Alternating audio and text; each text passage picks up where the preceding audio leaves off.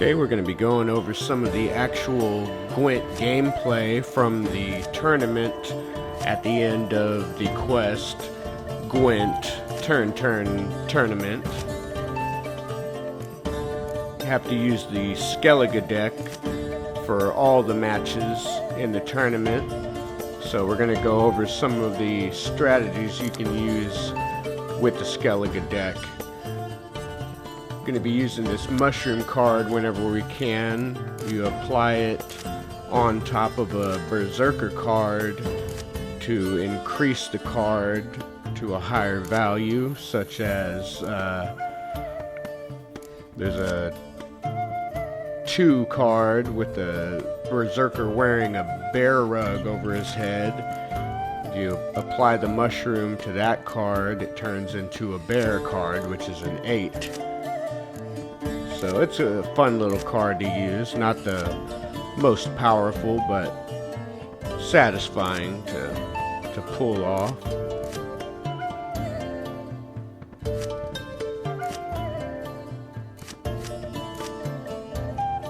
That War Longship card is a good one if you have a few of them like that, because they multiply if you're able to play them together. There's one of the berserker cards. Now that one will increase to 12, I believe, if you lay a mushroom on that level 4 berserker card. And there you see the level 2 down there wearing the bear rug. That's the one that'll turn into a bear. Now these 3 right here you're going to want to put in your deck, because they will go along with the hero card, and that hero card is like a level 10, and then it pulls those 3-4 cards out of your deck on top of it. So it's pretty powerful hero card to have. This 0 here, you leave that one out on the table at the end of a round, and it will turn into a level 11 card at the beginning of the next round. So it's a pretty decent one to leave out at the end of a round, whether you're winning or losing the round. Works either way. There's that young berserker will turn into a bear. We're going to try to work that in there at some point. The minstrel card, I don't really mess with him. It's like the dandelion card, but it's for the long range weapons, so not my favorite strategy. Always want to try to get that spy card. That's always a good one to end up in your deck. Got a couple of those multiplier warships. That's decent.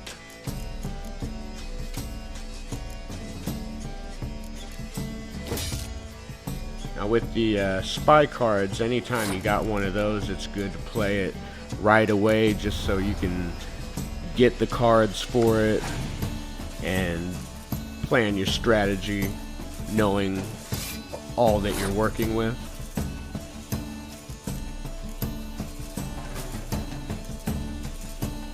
Now this one, if I play it, it will pull the card out of my hand along with one out of my deck. It's unfortunate that I had one in my hand rather than the other 2 in the deck, but that's the way it goes sometimes.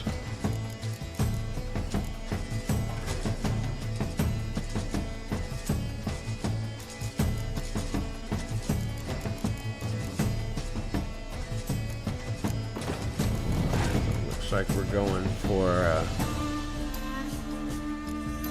before I lay that other warship out, let's go ahead and scorch that 7 card off, because once I play this, I will have the highest level card on the table. So sometimes you got to go ahead and use that scorcher while you can before it's too late. And once I put the multiplier on that, now if you see the other player do something like that, pull a decoy card out and lower their own score when you're already a pretty good ways ahead of them, you can pretty much say that they're folding. Occasionally, after you pass, you know, they might be bluffing and they'll start laying down cards and win the round, but most of the time, if they pull that decoy card out, it means that they pass on that round, so you don't want to lay another good card out after that.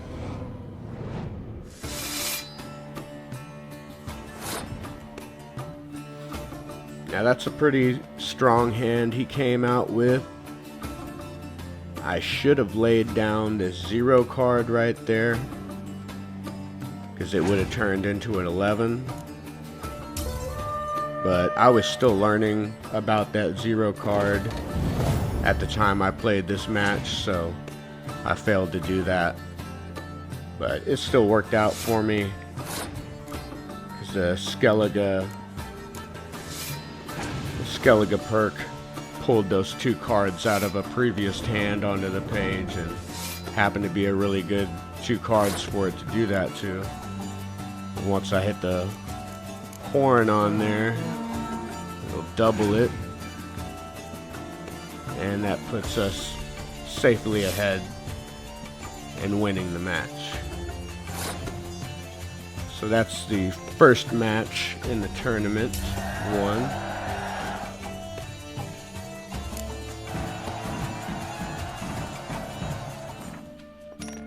Now on to the next one.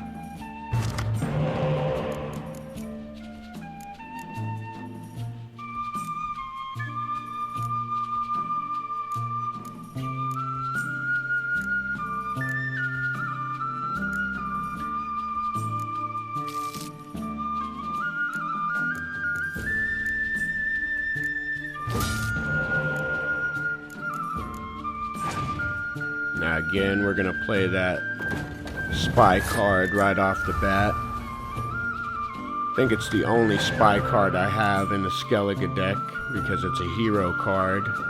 Normally I like to play with Northern Realms, which has 3 spy cards that you can get. Nilfgaard has 2, I believe.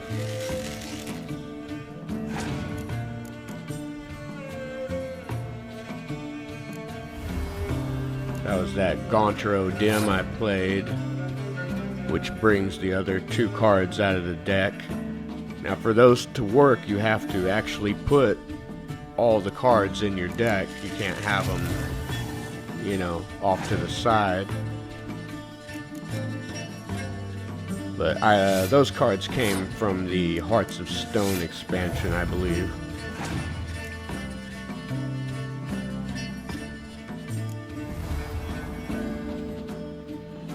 Came out with that Geralt. Not bad. Always a good move playing that Geralt, huh? Geralt and Ciri are some bad mofos. So, what are we gonna do? Playing hero cards. You wanna be a hero?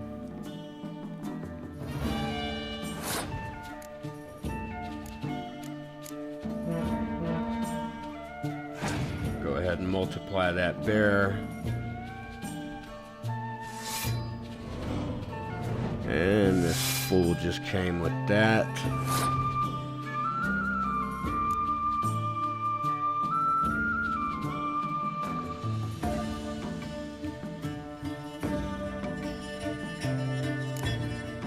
So it's looking kind of rough. We're going to go ahead and pass on this round. Very important strategy sometimes is to throw a match, you know, throw a hand rather, and set yourself up to have a strong hand the next round.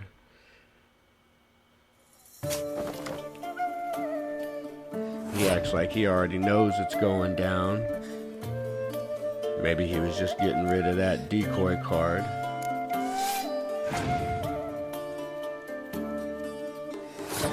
So he passed right away, so we're gonna leave it at that, obviously.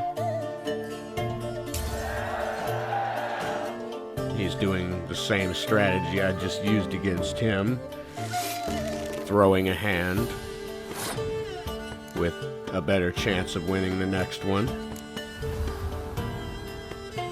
But luckily he only got me to use one card to beat him, so it wasn't too terrible against me.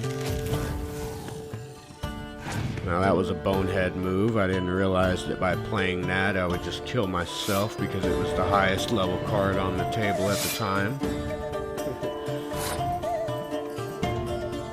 We're going all in, so I guess I was just hitting cards because I didn't care because I was going all in anyway, but I should have planned that out a little better.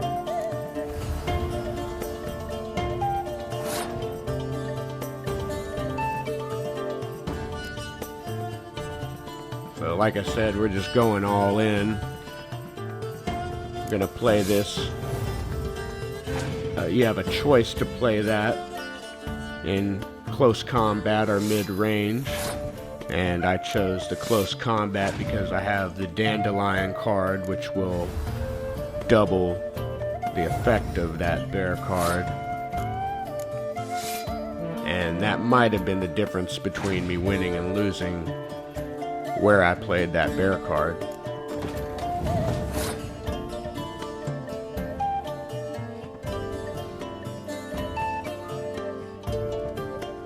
Leader ability didn't really do much for me there. It shuffles the old cards that have been played back into your deck. Can be helpful sometimes.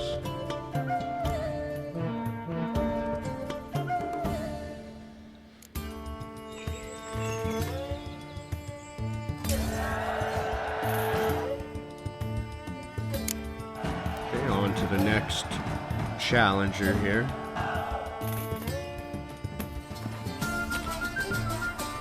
Against a Nilfgaard deck. I think we actually went through the monsters twice. I think I had some stuff that happened in both matches that I wanted to talk about, so went through that one twice.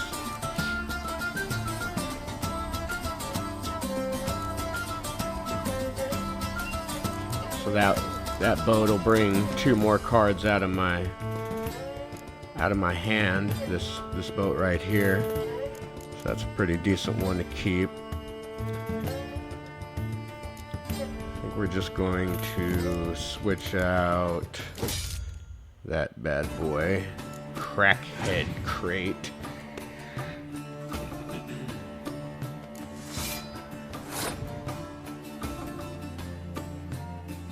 Alright, so let's check out this Berserker card when you apply a mushroom to it.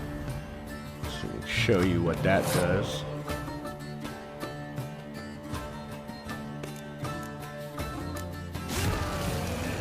Turns him into a bear.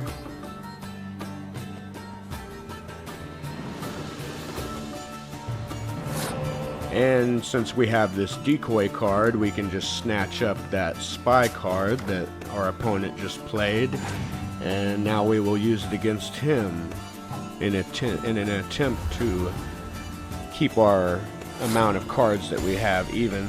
Don't want the opponent getting too many more cards than you. It's almost a death sentence if he does. Now that level 10 hero card I have is a doozy. You'll see when I get to it.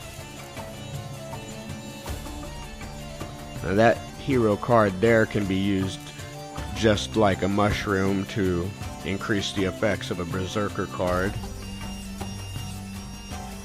Unfortunately, don't have any more, so it's only useful for the level on the card, but still a decent card.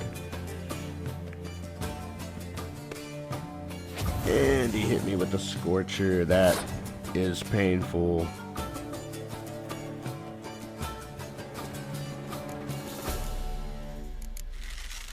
here's this boat that will pull 2 more cards out of my deck. Again, you have to make sure you have those in your deck for that to work.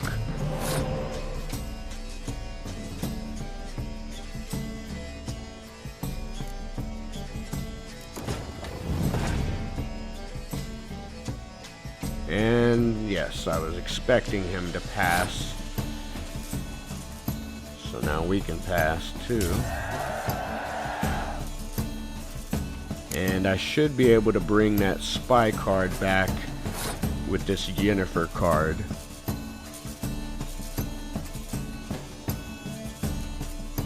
So we will do that first thing.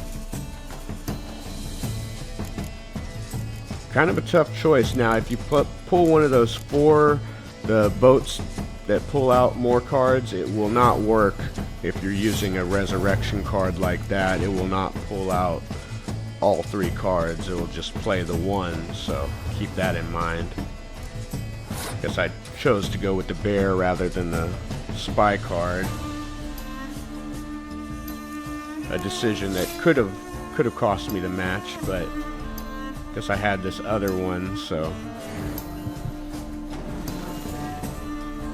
Oh, that was him playing that. Oh no, that was me. So I ended up getting it after all.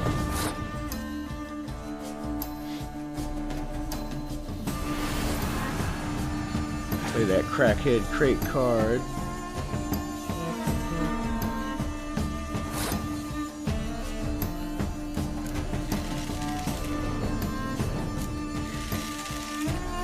Came with the Gontro Dim trio.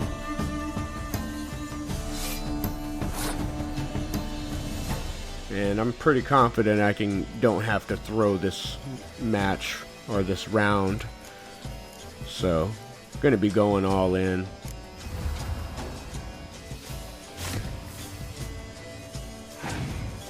But if I do have to throw it, I've got a pretty strong hand to hold off with.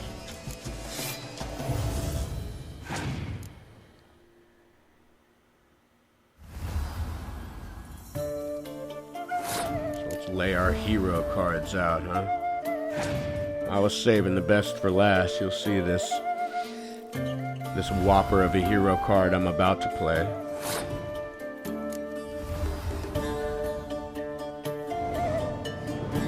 Bam. And then they multiply together. That's a killer card. You got that one sitting in your deck, up your sleeve. And you can definitely have a sense of security that you're going to be able to crush your opponent.